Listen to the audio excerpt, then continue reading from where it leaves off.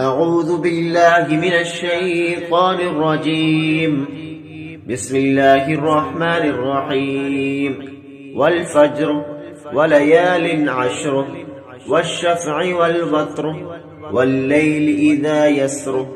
هل في ذلك قسم لذي حجر ألم تر كيف فعل ربك بعاد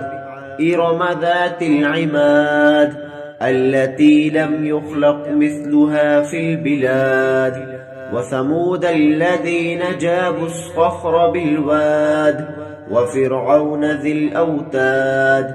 الذين طغوا في البلاد فأكثروا فيها الفساد فصب عليهم ربك صوت عذاب إن ربك لبالمرصاد فأما الإنسان إذا ما ابتلاه ربه فأكرمه ونعمه فيقول ربي أكرمن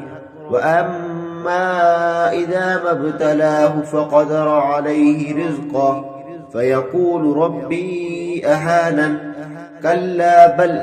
لا تكرمون اليتيم ولا تحاضون على طعام المسكين وتأكلون التراث أكلا لما وتحبون المال حبا جما كلا إذا دكت الأرض دكا دكا وجاء ربك والملك صفا صفا وجيء يومئذ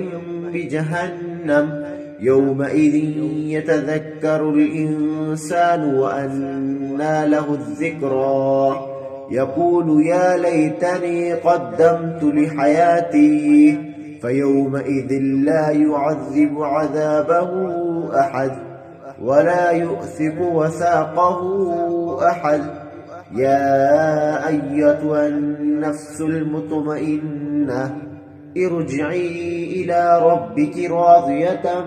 مرضية فادخلي في عبادي وادخلي جنتي صدق الله العظيم.